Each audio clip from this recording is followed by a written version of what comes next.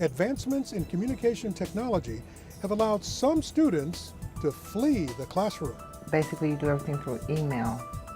E-learning lets students study at any time of the day from anywhere. But critics have their concerns. That story on this edition of Equal Time. From San Jose State University, you're watching Equal Time, exploring new issues each week, giving equal time to competing points of view. Hello from the campus of San Jose State University, and welcome to this edition of Equal Time. I'm your host, Journalism School Director Bob Rucker. An increasing number of universities have designed distance learning programs for their working professionals. But how do they measure up? Monday Reynolds will first show us the cons and then the pros of e-learning. And the market product. This is what may come to mind when you think of a class. But behind these doors, the classroom is evolving. Uploading video, you could do synchronous chat, video or voice, text messaging. There's a variety of different ways you can interact. It's really not very productive to look at it as an either or that online is bad, or that it's not as good. It's better than nothing, that is for sure. Many students agree that online learning is better than nothing, but they still have their concerns, starting with loneliness. Several studies, including this one from Technology and Society, shows that students who are isolated from the traditional classroom are more likely to drop out or take longer to finish their degree. Like tennis shoes, you've met the supply. SJSU philosophy professor James Lindahl says that there is a need to have a couple of classes online given that most students have other obligations, but to shift the majority of classes online would compromise enhancing their social skills. The social skills developed in the classroom are one of the more important things, one of the more important skills that students develop at the university. Lindahl says students should be encouraged to take courses in the classroom because real life does not take place on a machine. Cheryl Johnson is a revenue manager at a nonprofit hospital, but she says if she wants another degree, she has no other choice than attend an online university. It's just you and a laptop. The Fremont resident is taking Arizona State's online organizational studies program because California State universities are impacted with students. Johnson admits that it would be easier in many ways to be in a classroom. The isolation factor is a big deal. As when you're in a classroom setting, you can always ask your question then and get your answer then. Basically, you do everything through email, and then you have to wait for a response. So that's the only part. And then you don't know the other students, so you don't quite know what they know. But another student ready to embark on an online program says isolation is overrated.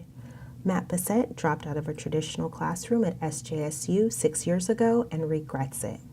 But with family and full-time work, he says online is his only option now, and he couldn't care less about the social classroom. When I was actually at San Jose State, I pretty much came to school and I interacted with my fellow students just fine, talked about a few things while we were at school, but then afterwards, I took off, I went home, I did my thing on my own. I never once studied with anybody else. Other than group projects, I never worked with anybody else on anything, so I asked them how their papers were coming along and passing, but that was about it. When Bissett goes back to school online, he says he will be prepared for the challenge of communicating through email, a lesson Johnson has learned the hard way. It can be hard. If you don't know how to express yourself in writing, especially when you're doing complex, like my international business class, organization, was a very difficult class, especially when you're talking about things like foreign policy. Just to ask a question, you need a paragraph. Isolation and communication obstacles can become a stressor. What's needed? Motivation. My daughter is, all the motivation I need, so if I needed to find some motivation somewhere, that's really all it would take. I don't need other students and to see how they're doing in order to succeed. Even with motivation, Johnson says taking an online course has her accounting even more for the unexpected. She says internet outages can threaten her educational success. Then you constantly got to worry about, is my internet working? If it's not, do I have a backup plan? What's that backup plan? How much time is that going to eat up to get to your backup plan? But even the most well-prepared students can worry from the perceptions prospective employers have of online schools. I think there is a suspicion of degrees that come from online universities, that those are precisely the skills that were not developed in those education programs, and so those people might be a little less apt to do well in the workplace. It's one of the reasons why a degree from a 4U university, where the work is done in person in class, is so highly respected. One of the many reasons, but I think it's an important aspect of the respectability of a degree from an institution like this. So what is the future of the traditional classroom? Is this the college of the past? Up next, we'll look at the structural constraints of the traditional classroom. We've heard the criticism. Now let's hear the positives as we explore e-learning as Equal Time returns.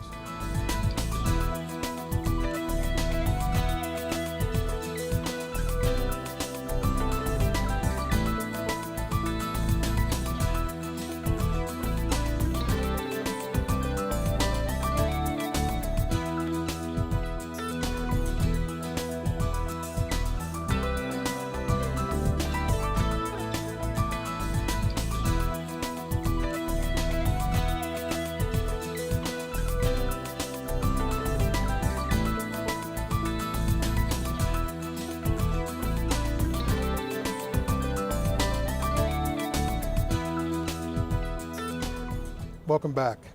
We've seen some of the challenges students face with e-learning and adapting. But do these challenges outweigh the positives? Monday Reynolds continues our report. Since 1946, nurses have been taught at SJSU's classrooms. But in 2012, a new Doctorate of Nursing program went online. Online education is probably best for that person who's so busy that trekking into a campus, finding parking, finding a parking place, they don't have time. DMP Program Director Lori Rodriguez says her students have met admission requirements by having at least a master's degree and a career involving advanced nursing. So they would be learning skills to lead a project, to assess the community needs, and then design a project that would address hypertension or obesity, etc. The Bureau of Health estimates California will have a shortage of 100,000 nurses in 10 years. DMP Professor Ruth Rosenblum says in 2010, the California legislature passed a bill allowing the CSUs to offer a doctoral degree to close the shortage. To produce and educate more nursing faculty to teach the next generation of nurses who will be taking care of all of us here in the state of California. So an online program was really the only thing that was, you could really consider it the only feasible option for working professionals who are spread out all over the northern part of the state of California. Many distance learning students are not traditional students. Santa Clara County Interim Director of Nursing Laura Brunetto is on her way to achieving another degree. With full-time work and family obligations, she says the online DMP program is a good fit. It allows her to learn at coffee shops during lunch breaks. It would have been really tough for me. I do need to work full-time, so I think there are a few programs out there that they'll do some weekend classes, and so they'll work out that way, but it would have definitely been more difficult to do. A study conducted on the effectiveness and time saving of online education shows that learning is more effective when information is presented through multimedia. Students learn 70% faster than in the traditional classroom. Communication Studies Professor Ted Koopman says the classroom can have structural constraints. Tablet desks laid out in a grid with a whiteboard in the front and a slide projector maybe, if you have that in your classroom, if you don't have to haul it in there. And that in and of itself constrains interaction. How can you interact there? It sets up this idea that I'm delivering information, you're consuming information.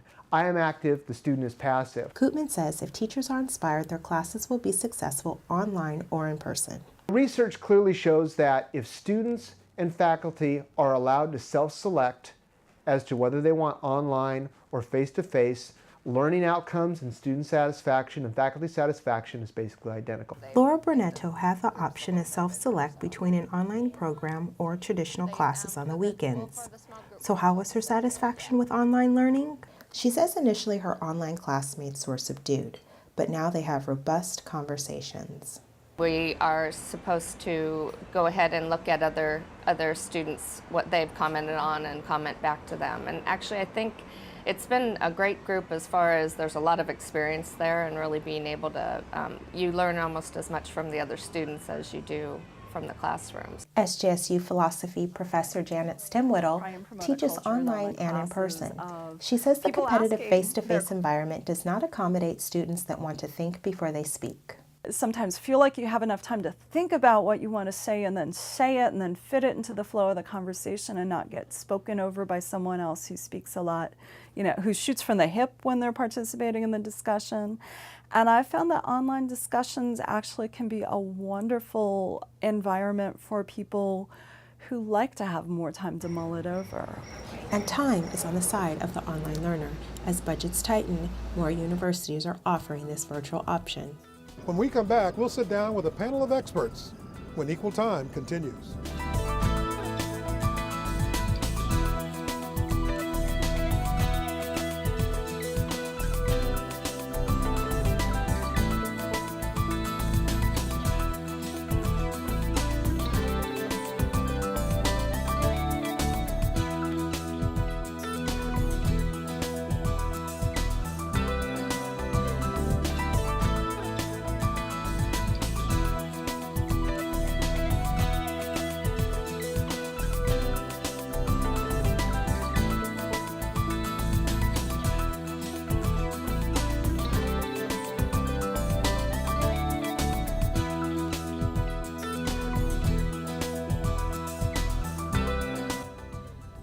Welcome back to this edition of Equal Time. Our focus today is on distance learning, the pros and cons of e-learning.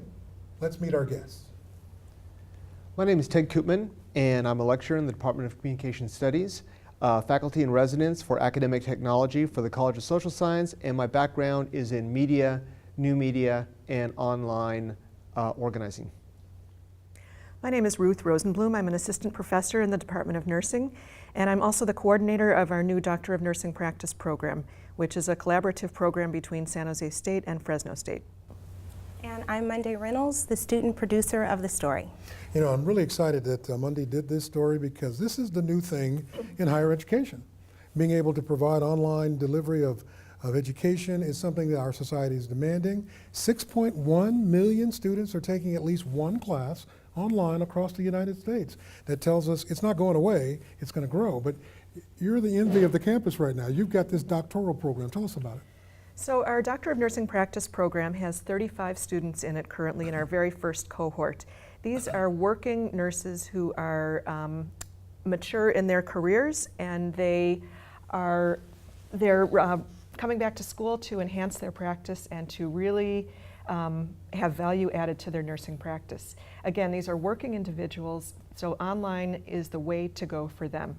But a nursing program, we know what nurses do, we know how valuable you are, but we're trying to wrap our brains around how do you teach that online? Don't you have to touch human beings? Well, that's a really good question. And in the undergraduate and graduate programs, there is much more touching going on, learning how to do the skills, the shots, that type of thing. In the doctoral program, these students already have those skills. This isn't a matter of hands-on skills. It's more a matter of higher level thinking and value added to their already quite high level practice. Very good. So Ted, they've actually thought this through very well and figured out, okay, undergraduates are doing the practical work. Exactly. The PhD program has to take it to a higher level. That's been the experience of other programs as well, right? Well, it really depends on how you structure the program. What we found is that even in practice courses, for instance, like public speaking, quite a few universities teach public speaking entirely online because of use of video capture and some other things. So skills, what we call in comm studies, practice courses, you can still direct students and have them collaborate or work on their own and then evaluate that using various online tools. One of the, I think one of the sweet spots for technology though is kind of the in-between, and research shows that a hybrid approach to where you reduce the number of physical class meetings and replace that with online interaction and assignments gets kind of the best of both worlds, because there's that physical class to kind of ground students, but a lot of that content delivery, which actually is one of the affordances of the technology, that kind of takes care of things, and then we use the in-class meetings for context building. Now we're going to dig down into the pros and cons of this a little bit more, but I've been told by the executive producer, like, you are the researcher now on this topic. What did you find out?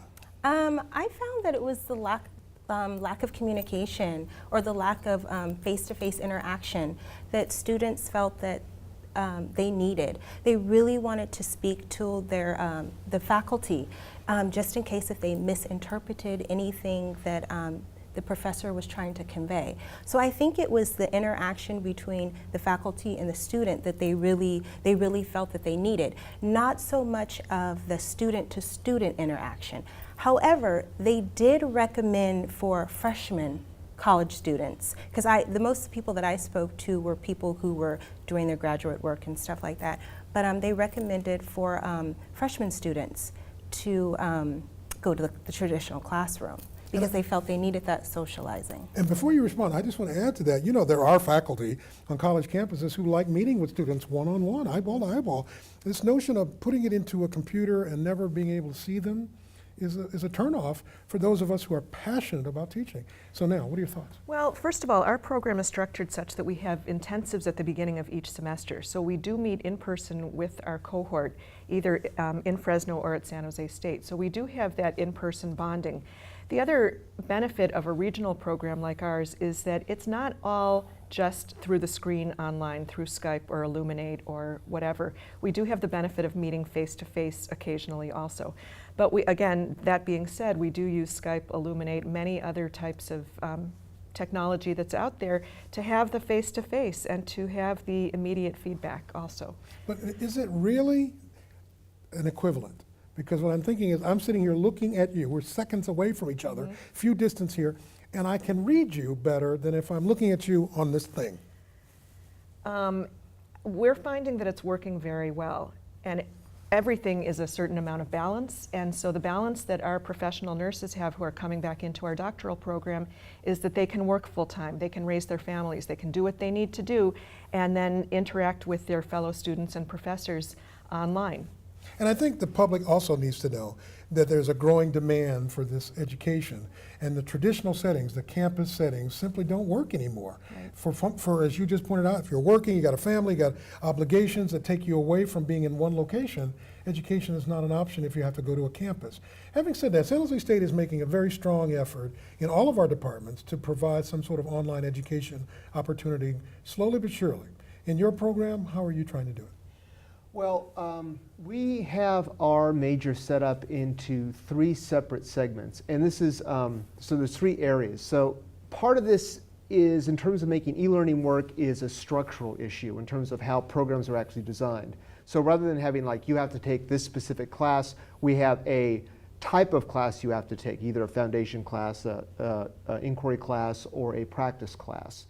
And so what we try to do is to have a selection of those classes available online every semester. Because, as you were saying, they're just people who they would not be able to come to campus if they couldn't do it online. And some people are getting their degrees entirely online.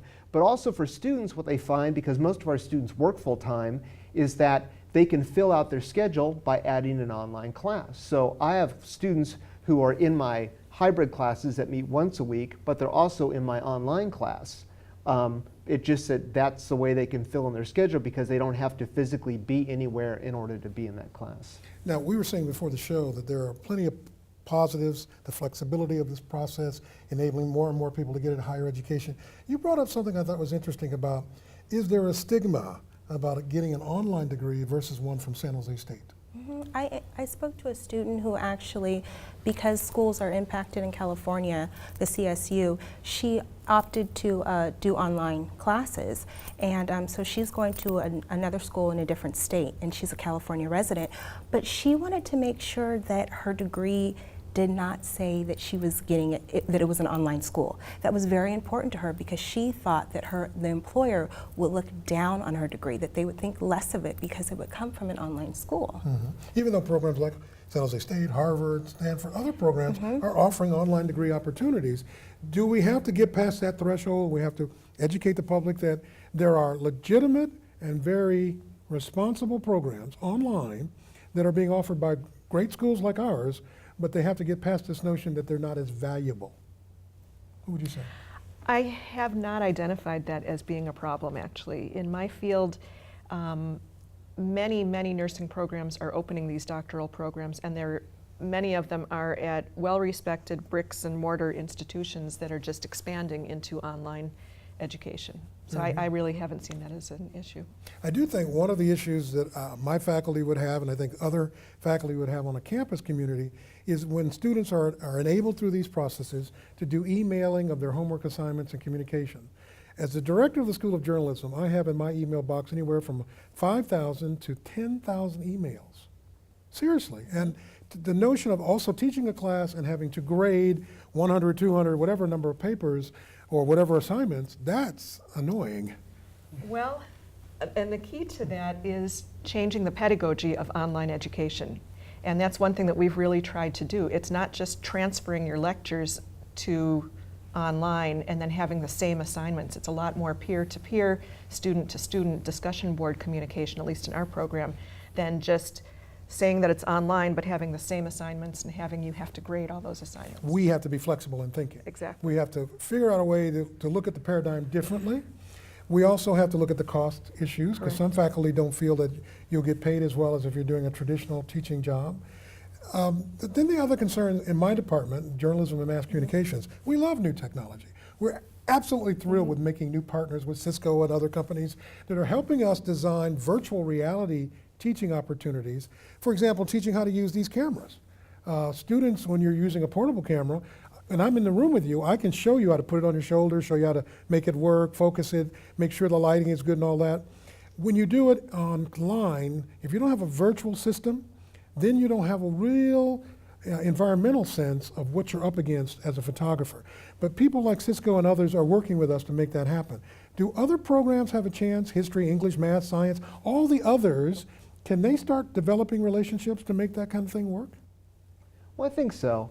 It really is a matter of finding the affordances of the technology and how it fits into not only your particular discipline and the expectations, but your student population and the kind of courses that you teach. A vast majority of courses can be taught online.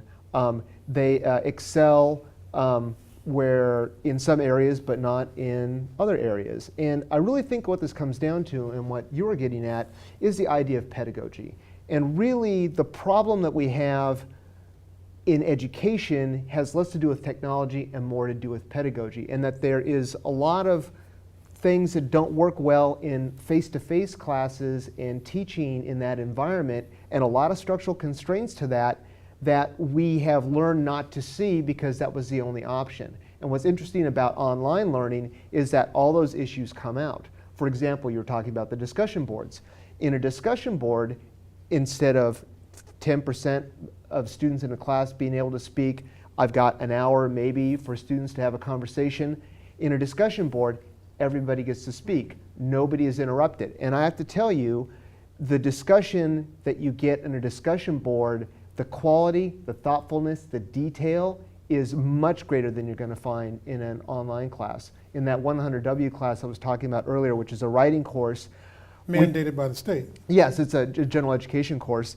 The discussion that I have on the discussion board with students, it's funny because we're talking about quoting or other, grammatical or different types of writing things. They're really geeking out about it in a way in that online discussion board that you really wouldn't get in a physical class. And I think we worry a little bit about that too. The attention to the details, the connection with the student to be able, I can sit and work with you with your writing. I can talk to you about how to define your research and broaden it and make it a little more valuable for the audience. But we lose some things, but we gain some things. There's this worldwide opportunity when you have online education. Talk about that from the perspective of the student.